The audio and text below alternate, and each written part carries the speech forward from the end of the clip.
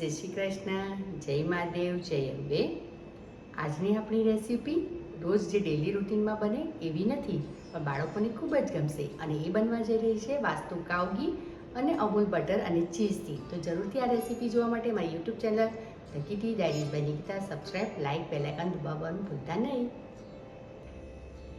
Hello friends, જય શ્રી કૃષ્ણ, જય મહાદેવ, જય અંબે. આજની આપણી રેસીપી છે ક્રીમી ચીઝ કોર્ન.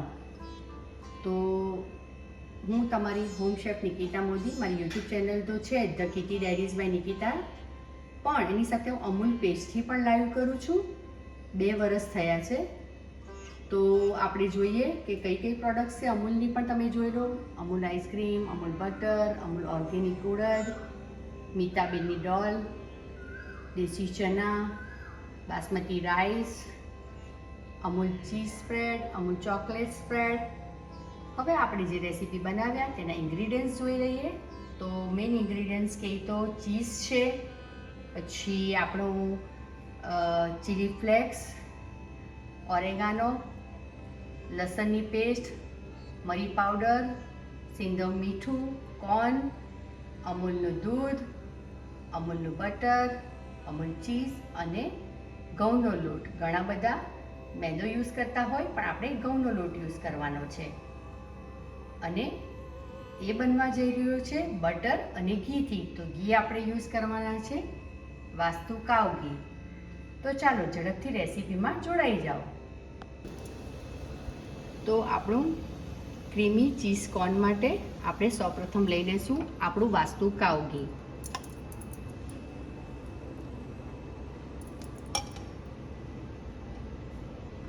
ત્યારબાદ આપણે લેશું આપણું અમૂલનું બટર.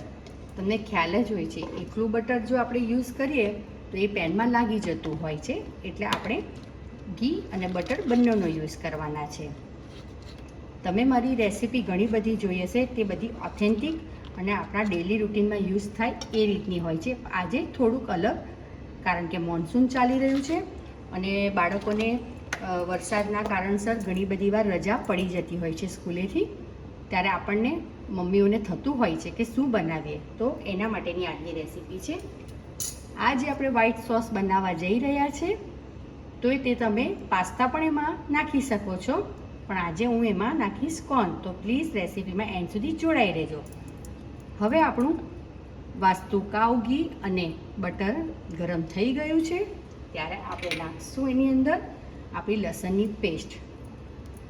તમે લસણની કતરણ પણ નાખી શકો છો.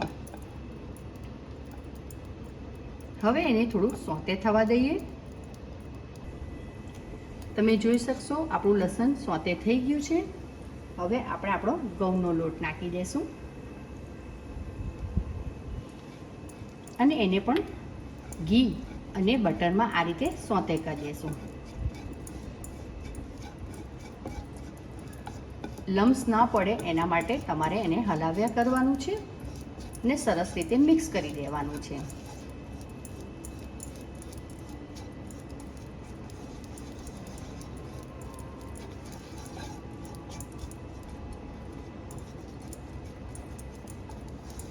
આપણો લોટ થઈ જાય એટલે આપણે એની અંદર નાખશું આપણું અમૂલનું મિલ્ક.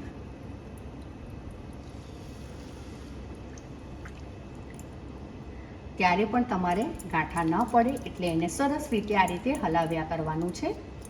અને આપણે લોટ જે સોતે કર્યો છે એને સરસ મિક્સ થઈ જાય એ રીતે હલાવવાનું છે.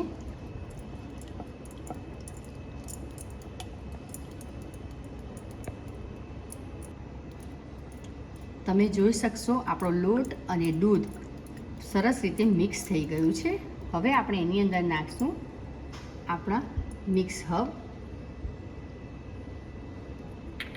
ટેસ્ટને according chilli flakes, mix seasoning પણ નાખ્યું છે.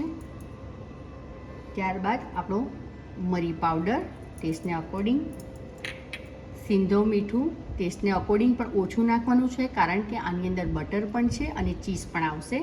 તો આપણે થોડુંક જ પિંચ નાખશું સિંધવ મીઠું અને એને સરસ આ રીતે મિક્સ કરી દઈશું. હવે આવશે આપણું અમૂલનું ચીઝ તમે જોઈ શકશો, ખૂબ જ સરસ આવે છે. અને આ જે આપણે વ્હાઈટ સોસ બનાવીએ છીએ એની અંદર તમે પાસ્તા નાખી શકો છો, તો આપણા વ્હાઈટ સોસવાળા પાસ્તા ખૂબ જ સરસ બની જશે. પણ આપણે આજે ક્રીમી ચીઝ કોર્ન બનાવી રહ્યા છે. તો હવે આપણે નાખશું આપણું ચીઝ. અમૂલનું ચીઝ ખૂબ જ સરસ આવે છે.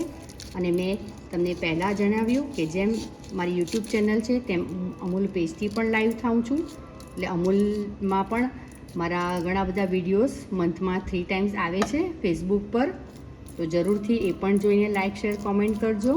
અને મારી યુટ્યુબ ચેનલ તો સબસ્ક્રાઈબ તમારે કરવાની, તમને ગમે તો 100% કરવાની જ છે. હવે આપણે આને સરસ રીતે મિક્સ કરી દઈશું આ રીતે. તો તમારું જે વ્હાઈટ સોસ છે તે ખૂબ સરસ થીક થઈ જશે. તમે જોઈ શકશો, જો આપણો વ્હાઈટ સોસ ખૂબ જ સરસ અને ક્રીમી થઈ ગયો છે. હવે આપણી સોસ રેડી થઈ ગયો છે ક્રીમી ચીઝ કોર્ન માટેનો. હવે આપણે આપણા જે કોર્ન બોઇલ કર્યા છે એને આ રીતે એની અંદર ગોઠવી દેશું અને એની ઉપર આપણું આ જે વ્હાઈટ સોસનું ક્રીમ છે તેમાં એને સરસ રીતે મિક્સ કરી દઈશું. તમે એને ચમચીની મદદથી પણ એનો સોસથી આ રીતે મકાઈને આખો સ્પ્રેડ કરી શકો છો એની ઉપર આપણો વ્હાઈટ સોસ. જ્યારે તમે બાફેલા મકાઈ એમ જ આપો બાળકોને, એના કરતાં આ રીતે આપશો તો છોકરાઓને મજા પડી જશે ખાવાની. તો જરૂરથી આ રેસીપી ટ્રાય કરજો. હવે એને આપણે સરસ સર્વિંગ પ્લેટમાં સર્વ કરી દઈએ.